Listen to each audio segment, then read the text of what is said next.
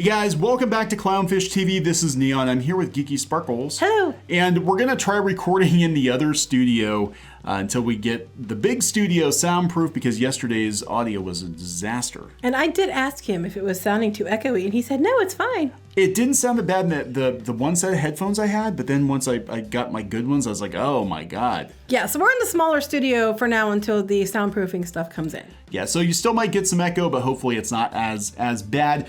So what we're going to talk about, we're actually going to talk about, well, they call it Noelle Stevenson's Lumberjanes, but it's not actually. Do they call it in this too? They talk about Noelle Stevenson. Here's the thing, I get tired of this. This is exactly what I was talking about many times in videos about a certain person taking credit for things all the time. Lumberjanes actually was started it was a Boom thing, and there was a couple people on it, and they brought her in later to be one of the writers. Yeah, we're gonna talk about that, because this is a cautionary tale about why you should own your stuff. And I think Lumberjanes is a good example of that, but also cartoon series, because this tweet was put out yesterday by Cartoon Brew talking about all the cartoon creators that don't own their creations that are missing out on royalties and money long term. And this is going to come up more and more as we have so many people, especially that follow this channel, that want to make cartoon shows, or they want to do comic books or whatever. And it's very tempting, I think, to take whatever deal comes along. Yeah, and that's the thing. That's the trade-off. If you really want it picked up, a lot of times you have to sign those rights away. Yeah, and sometimes, there is like a royalty clause or something in your contract. Everybody's contract is different. This is why having a lawyer or an agent is probably a good idea. Yeah, to make sure you don't get screwed. And we'll talk about Lumberjanes and the situation as we understand it now. Noelle Stevenson, who is the showrunner of She-Ra, which she does not own. Nor did she create. Nor did she create. No, she did. I'll give her full credit for this abomination, but she did not create the basic She-Ra.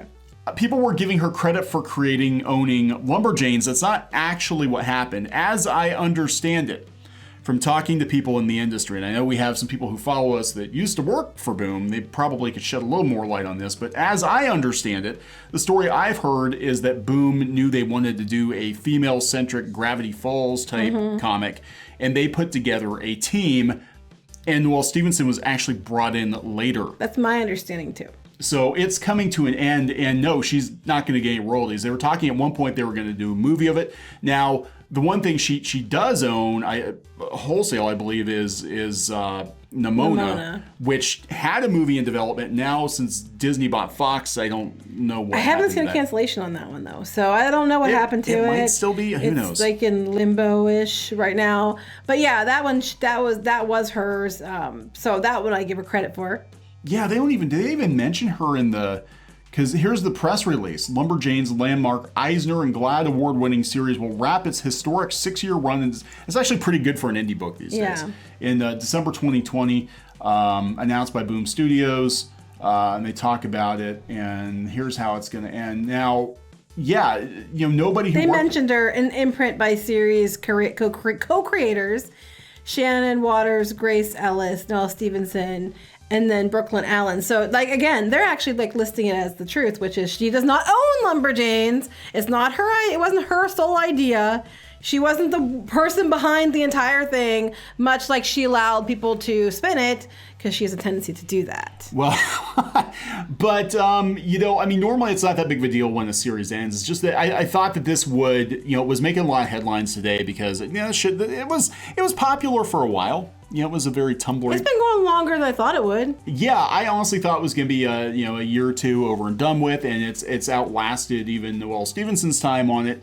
So it is, coming to an end. Now, this was one of the ones that we were hearing that Boom went and bought a bunch of the books when it launched. Okay, so look, the comic book. Again, we were hearing this. We're not saying it's the truth, even though.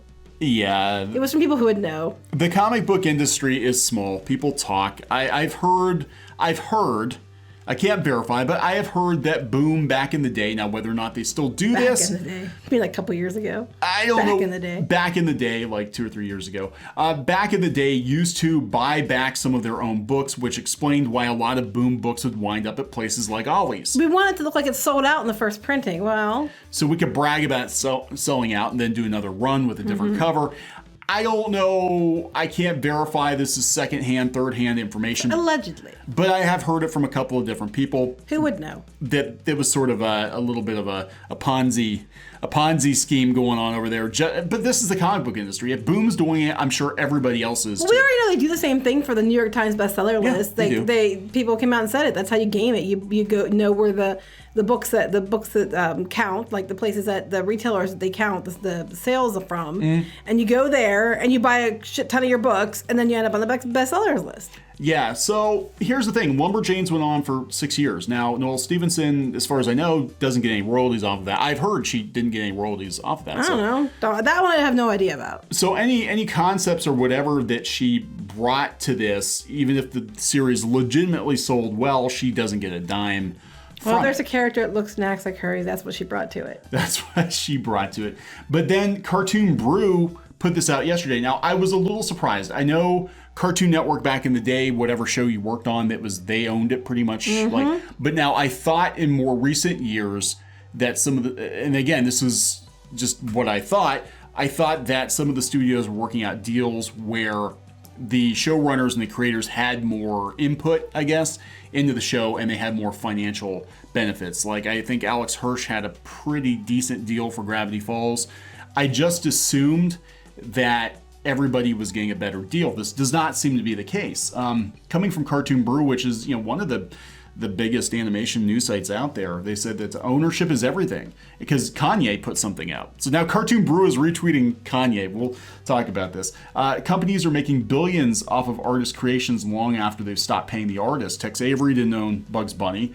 Hanna-Barbera didn't own Tom and Jerry. Tartakovsky didn't own Dexter's Lab, and Rebecca Sugar doesn't own Steven Universe. That one actually surprised me a little bit. Yeah, I think it's just a matter of people they want to get out there and you want the mass appeal and you want the reach, but sometimes you're selling it away to get that.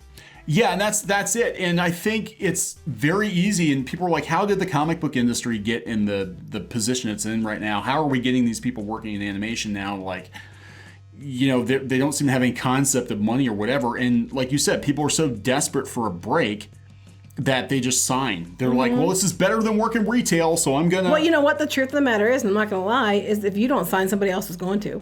Yeah. I mean, I'm just going to be honest with you. It's a double-edged sword. I don't know what the correct answer is to this because this is the reality of the situation. Yeah, so here's somebody tried to argue with him. I was curious about that too. I said I'm not entirely sure that Steven Universe isn't creator owned. Some studios have different ownership rules, but for the majority of the time it's true. Cartoon Brew says networks like Cartoon Network, Nick, and Disney Channel don't do creator owned at all. It's all owned by them. So she might get royalties off of it, but she's not going to own it. So if they decide in 5 or 10 years to reboot Steven Universe, they can do it as like a super buff anime dude. They could do it with a heavy metal soundtrack. That actually be kind of cool. No, then the internet their collective heads will explode. Steven Universe Go. How would that? That would be like the most basic cartoon. But yeah, could you imagine? No, what's going to happen is they'll reboot Steven Universe. They'll give it the Powerpuff Girls treatment. They'll reboot it. They'll piss off the original fan base, and we're going to be there. We might be in our damn rocking chairs at the time, but we're going to be not that old. How does it feel? How does it feel to have something you grew up with that you loved get turned into a bastardized version of it without the original creator's input? That's right. At all. How does that feel, cartoon fans? So yeah, I mean, that's it. And like you said, though, people are willing to do it. And the same with comics. Like, why are comic book creators working for next to nothing? Because there's so many people that want to make comics, and there are so few jobs that you just, Yeah, I agree. But I'm worried about this happening more often because right now we know that Netflix said they want to go the way of Disney and do more family animation. And everybody's clamoring for animation now because even if there's a shutdown, they can still make it. Yeah. So there's a big demand for animation right now. However, they're also hurting for money. So they want to get it as cheap as they can. They want to keep as much of the money as they can, especially if they're the ones shelling out for the production. I mean, I expect this to happen more often. Yeah, because I mean, that's, people don't understand these shows are very expensive, and they're going to make the money back on the merchandising and all that. And I think they don't want that headache of like 10 years from now, 20 years from now, 30 years from now, they have to wrestle with maybe the estate of a deceased creator or something for control over a character. And look at Warner Brothers, which owns Cartoon Network. They're still in legal battles over Superman. You know, with the creators, the families of, you know, Schuster and Siegel, they're still fighting that Superman battle decades. Well, that was a crappy thing what they did. So. Yeah, it was. But, I mean, it's the same kind of a thing now. So, you know, I guess we had some people ask us, you know, what do you recommend? I would say what I think could potentially happen because of the streaming services. Not all the content on streaming services are generated by like Netflix themselves. That's true. You know, what could potentially happen is we will see a lot of smaller studios produce the content themselves and then work out a deal with Netflix to stream it. That's right. Or there might be some studios that are more friendly to creators because they understand that they get a cut. You know, presenting good stories, you know, good material. They can share it with the creator, and they come out ahead. I think there's some studios that are like that I think you're gonna see more that pop up because, you know, all they have to do is find the place to do it, and it's kind of like they're a broker. You know, you get a cut of both. Yeah, Missy Noir was one who asked yesterday about, you know, what's going to happen, and I don't know. You know, I'm looking at Hazbin Hotel, which was independently produced, and they put the pilot on YouTube, and then it got picked up by a streamer. Now, what we don't know is the streamer kicking in the money. And does the creator own the I think cartoon? that's different. I'll tell you why that's a different situation. They already proved it. They already put it out there. They already got the audience. They already did all the work. They don't have to, it's not such a hard sell. So I think in that case, it's like they came to them because they wanted it. That person had more leverage. Does that make sense? I think where you are and how well known it is and all that, or if you have a platform, gives you more leverage. Yeah, well, okay, so look, here's a good example, too, because I was thinking about this last night, because, I mean, I'm sure you were, because he's thinking about us doing shows, so I'm sure he's always thinking about this stuff. Well, there's a reason beyond YouTube that we have the studio. Let's just put it that way. Yeah. So, you know, I was thinking, and you look at comic book creators, and they, you know, again, proven sales, they have more leverage. Todd McFarlane owns Spawn, like completely owns Spawn. Now he publishes through Image, but he owns Spawn completely. All the toy rights, all the movie rights. You know, there was a Spawn movie made, but he had say in it. Spawn cartoon show on HBO, but he had control of it. HBO doesn't own it. It's the same with Hellboy. The same kind of a thing where you know, Mike Mignola owns Hellboy. So it does seem like if you can. Oh, Ninja Turtles. Perfect example. Ninja Turtles. You know, Ninja Turtles was a massive hit, and until it got sold to Nickelodeon, the creators reaped the rewards of it, you know. So they would work with different companies. So that actually seems to be the way to go. And I'm hoping that more young creators think about it. But again, you're fresh out of art school. Here comes, you know, Cartoon Network maybe waving more money than you've ever seen under your nose, but you're not thinking long term like, okay, that's great. Maybe I'm getting a couple $100,000 a year now to live in LA, you know. You're not going to go very far. But where am I going to be when I'm 50, 60, 70 years old? Well, not just that. I mean, I think that what happens is you think, okay, well, if I have a hit show now, I'll be able to move on to another one. And we'll call it a loss leader. And for some people, that works out. But we'll be honest, the majority of people that run a show, that might be all they do. Or they never get another hit show. And so it's not going to, you know, open the doors for them they thought it was going to open. Or if they have one show afterwards that doesn't do as well, the doors don't stay open. Yeah, there are people that made entire careers off of, I'm thinking musicians that maybe they had like one or two really good selling albums that are perennial favorites that they sell year after year. And they're still getting the royalties from those albums. They're making new stuff, but the new stuff, Pat Benatar, perfect example. Pat Benatar, she's still getting royalties off of her 80s, you know, rock and roll stuff. But after that, she went into jazz, and like nobody probably is really. She likes to make those albums, but I don't think they're selling very well. So she's still getting royalty checks for, you know, Hit Me With Your Best Shot. Right, anytime these movies use them or anything else, you know. Smash Mouth and stuff, you know. God, anytime people play these songs. One song can make your career. I know, they get money every time probably. So well, that's like I'm thinking what was the movie? Was it about a boy? I don't know. Where the character, like, he was living off the royalties of one hit song, and that's like he didn't have to work, so he was like trying to break his day up into units of time because he was like, so I don't have to work. There's that too. I mean, if you want, you definitely want to get royalties. I mean, you have George Lucas who kept the toy rights and the merchandising rights because They were just like, he tried to get Star Wars to be picked up somewhere, and they wouldn't do it. And then they're like, oh, fine, sure, you can keep those. And but they regret that decision now. Well, I mean, that's over and done with. But they regretted it afterwards. So I mean, there's some good deals being made if you can get that. But the problem is, I think a lot of these places have seen it all, know all the loopholes. They have lawyers. I mean, heck, Disney lawyers don't even want to take on Disney because of Disney's lawyers. So there's a way to take it and keep it and cut you out of it. They're probably gonna do it. Well, I think a really good example is J.K. Rowling. Okay, So the theme park rights. There are rules actually created at publishers and studios now because of her. That's true. Because nobody expected Harry Potter to be a hit. Scholastic was taking a gamble on it, and they never imagined that they're gonna make a movie, but then beyond the movie they're gonna make theme park based on it. So now most traditional publishers have a theme park clause. We've seen it. Yeah, we've seen it in the contract because they're like, we don't know. This thing we pick up might actually be a roller coaster 20 years from now and make money forever. But they want the rights to take all the money for that too. Right. They want to take all that money too. You don't get to get. So they basically, just to boil it down, they don't do much but want everything. And they might foot the bill, or actually anymore, they expect you to foot the bill too. Yeah. But they might want we'll get it out there, we'll get it out so people can do it, we'll make it a hit. But in payment for making it a hit, we pretty much get everything. I mean, it's really not that great of a deal when you think about it. Yeah, they're in the business to make money for themselves, and that's, you got to realize, we always tell people in business, it's like, what does the other person want? If you figure out what they want, you might be able to get what you want.